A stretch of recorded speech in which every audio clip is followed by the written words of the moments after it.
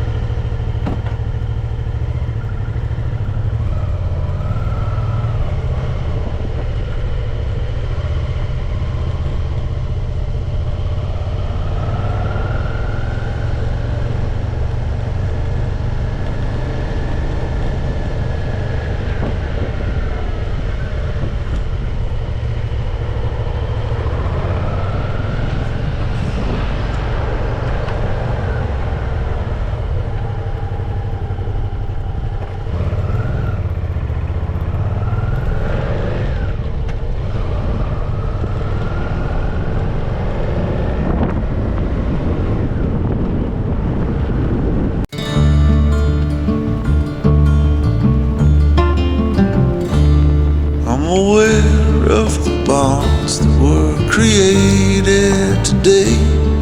When you told me that sure there's a way. The water's so still and my pain has gone away. The air is much cleaner after it rains. Follow my love, the sentence in spring air. Follow the moon into the sun. There's a call for new beginnings here. Let the sorrow of yesterday disappear. Let your body be new.